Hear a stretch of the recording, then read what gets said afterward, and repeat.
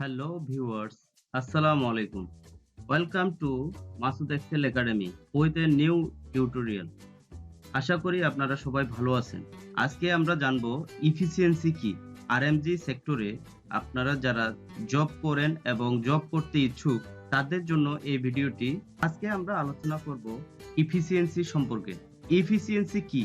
Efficiency হচ্ছে শক্তি, প্রচেষ্টা, সম্পদ, সময় বা অর্থের অপচয় না করে ভালো করা অথবা ভালো কিছু অর্জন করা। আমরা আজকে এফিসিয়েন্সির ক্যালকুলেশন সম্পর্কে জানবো, কিভাবে এফিসিয়েন্সি ক্যালকুলেশন করা হয়। এফিসিয়েন্সি ক্যালকুলেশন করার উপায় হচ্ছে produce minute divided by available minute into 100। এখন আপনারা যারা নতুন তারা অবশ্যই তাদের মনে প্রশ্ন আসতে পারে, প্রডিউস মিনিট কি এবং অ্যাভেলেবল মিনিট কি। চলুন আমরা প্রডিউস মিনিট এবং অ্যাভেলেবল মিনিট সম্পর্কে অবগত হই। প্রডিউস মিনিট কি এবং প্রডিউস মিনিট কিভাবে ক্যালকুলেশন করা হয়। প্রডিউস মিনিট হচ্ছে SMB into production quantity. SMB কি তা আমরা গত পর্বে আলোচনা করেছি। যদি আপনারা এই পর্বটি মিস করে থাকেন তাহলে অবশ্যই আমার ডেসক্রিপশন বক্সে ভিডিওটির লিংক দেওয়া আছে, আপনারা দেখে আসবেন। এবং প্রোডাকশন কোয়ান্টিটি বলতে সাপোজ 10 ঘন্টায় একটি লাইনের মধ্যে যা প্রোডাকশন হয় তাই হচ্ছে প্রোডাকশন কোয়ান্টিটি। প্রডিউস মিনিট হচ্ছে এসএমবি ইনটু প্রোডাকশন কোয়ান্টিটি। গার্মেন্টসের এসএমবি হয়ে থাকে 22 মিনিট, তাহলে ওই লাইনে ধরেন প্রোডাকশন হয়েছে 1600 পিস 10 ঘন্টায়। যদি আমরা 22 মিনিট ইনটু 1600 পিস প্রোডাকশনকে ক্যালকুলেশন করি তাহলে দাঁড়াবে 35,200 মিনিট। এরপরে আমরা দেখব অ্যাভেলেবল মিনিট কি এবং কিভাবে ক্যালকুলেশন করা হয়। অ্যাভেলেবল মিনিট মানে হচ্ছে আমাদের হাতে বা ওই লাইনের হাতে কত মিনিট ছিল। এখন ওইটা আমরা কিভাবে ক্যালকুলেশন করব, ধরুন ওই লাইনটি 10 ঘন্টা চলেছিল এবং ওই লাইনের প্রোডাক্টিভ ওয়ার্কার যারা, যেমন প্রোডাক্টিভ ওয়ার্কার বলতে প্রোডাক্টিভ ওয়ার্কার হচ্ছে অপারেটর এবং হেল্পার। তাহলে ওই লাইনের অপারেটর কতজন ছিল এবং হেল্পার কতজন ছিল, টোটাল কতজন ম্যান পাওয়ার ছিল। ধরুন অপারেটর ছিল 70 জন, 10 জন ছিল হেল্পার, তাহলে ওই লাইনের এমপ্লয়ি ছিল, ওই লাইনের ওয়ার্কার ছিল 80 জন। তাহলে 10 ঘন্টা 80 জন যদি আমরা ক্যালকুলেশন করি, 10 ঘন্টা ইন্টু 80, তাহলে আমাদের যেই ওয়ার্কিং আওয়ারটা আসবে এরপরে আমরা কি করব, ওয়ার্কিং আওয়ারটাকে মিনিটে কনভার্ট করব। তাহলে ওয়ার্কিং আওয়ার যেটা বাইর হবে এটাকে আমরা ইন্টু 60 মিনিটে বাইর করব, তাহলে আমাদের এখানে আসবে 48,000 মিনিট। তাহলে আমরা কি বুঝলাম যে অ্যাভেলেবল মিনিট হচ্ছে working hour into man power into 60, তাহলে আমরা পেয়ে যাব অ্যাভেলেবল মিনিট। তাহলে আমরা প্রডিউস মিনিট পেয়ে গেছি এবং অ্যাভেলেবল মিনিটও পেয়ে গেছি। প্রডিউস মিনিট হচ্ছে 32,500 মিনিট আর অ্যাভেলেবল মিনিট হচ্ছে 48,000 মিনিট। তার মানে এই দাঁড়ায় যে আমাদের হাতে ছিল 48,000 মিনিট, কিন্তু আমরা তা কাজে লাগিয়ে উৎপাদন করতে পারছি 35,200 মিনিট। 48,000 মিনিটের ভিতরে আমরা 35,200 মিনিট প্রডিউস করছি। তাহলে আমরা 35,200 মিনিটকে ভাগ করব 48,000 মিনিট দিয়ে।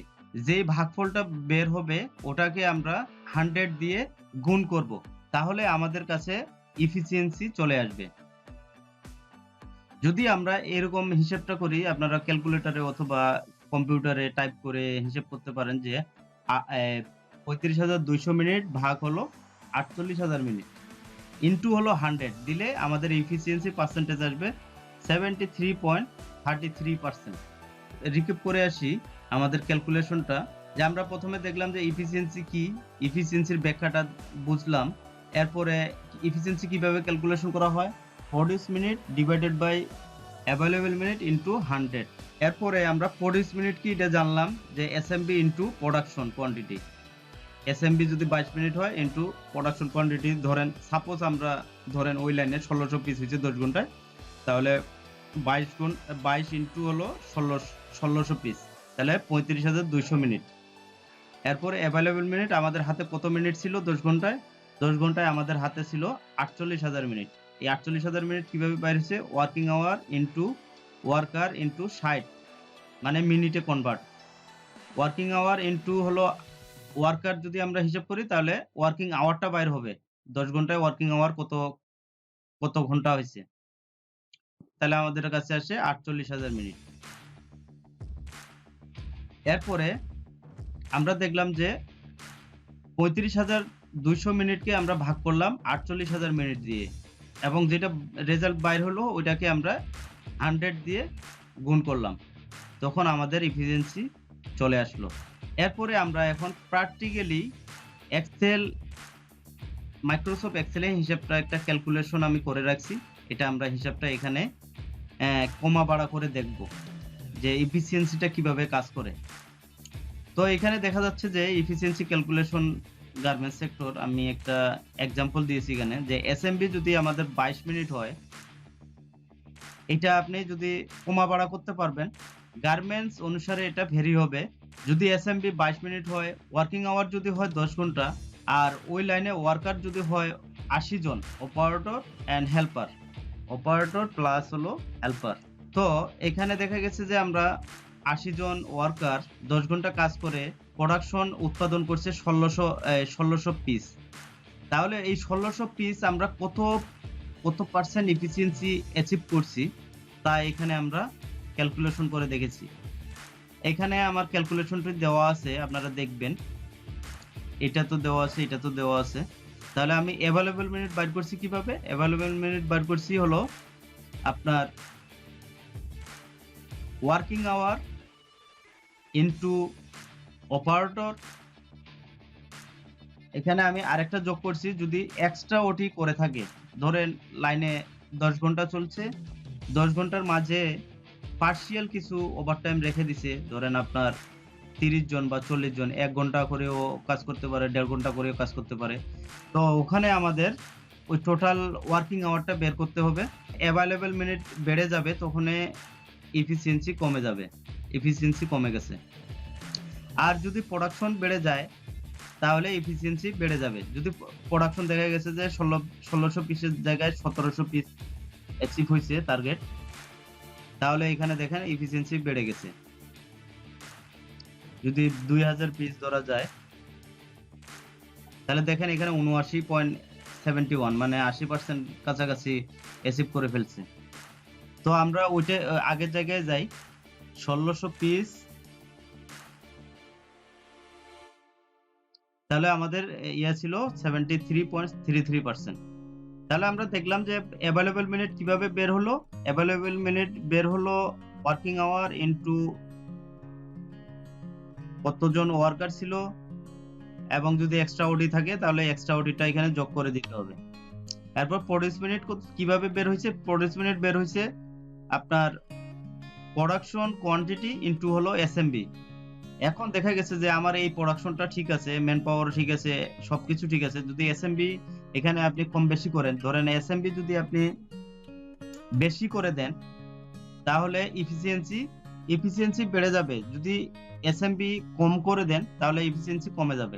এসএমবি যদি কম করে দেন তাহলে এফিসিয়েন্সি কমে যাবে। ধরেন আপনি এখানে 10 মিনিট দিছেন, দেখা গেছে যে 33%, 20% দিছেন, 20 মিনিট দিছেন, এখানে 67 হয়েছে। তাহলে আমরা এখানে যদি 22 দেই আগের জায়গায় তাহলে আমাদের 73.33। তাহলে আমরা দেখতেছি কি, যদি এসএমবি কম বেশি হয় তাহলে এফিসিয়েন্সিও কম বেশি হবে। তো আজকের ভিডিওতে আমরা শিখলাম কিভাবে এফিসিয়েন্সি ক্যালকুলেশন করা হয়। আরো কিছু বিস্তারিত জানতে চান তাহলে আমার কমেন্ট বক্সে অবশ্যই লিখবেন, আমি সেটা পরবর্তী কোনো এক টিউটোরিয়ালে আরো বিশদ আলোচনা করব। তো আমরা সামনে পর্বে দেখব কিভাবে একটি লাইনে টার্গেট সেট করা হয়, এবং আমরা দেখব প্ল্যানিং ডিপার্টমেন্ট কিভাবে প্ল্যানিং সেট করে একটি রিপোর্টের মধ্যে সেটা আলোচনা করব, এবং আমরা শিখব যে কিভাবে একটি এফিসিয়েন্সি রিপোর্ট তৈরি করা হয় এবং ফরম্যাটিং, প্রিন্ট সেটআপ, এভরিথিং আমরা আগামী পর্বে দেখব। আমি আশা করি আপনাদেরকে ভিডিওটি ভালো লাগছে। যদি ভালো লেগে থাকে তাহলে আমার ভিডিওটিতে অবশ্যই লাইক এবং শেয়ার করবেন। আর যদি আপনারা আমার চ্যানেলে নতুন হয়ে থাকেন তাহলে অবশ্যই চ্যানেলটি সাবস্ক্রাইব করবেন এবং বেল আইকনে ক্লিক করবেন, যাতে এর থেকেও মজাদার কোনো কিছু ভিডিও আমি নিয়ে আসলে আপনাদের কাছে নোটিফিকেশন যায়। আজকের ভিডিও এখানেই শেষ করতেছি। সবাই ভালো থাকবেন, সুস্থ থাকবেন। আল্লাহ হাফেজ।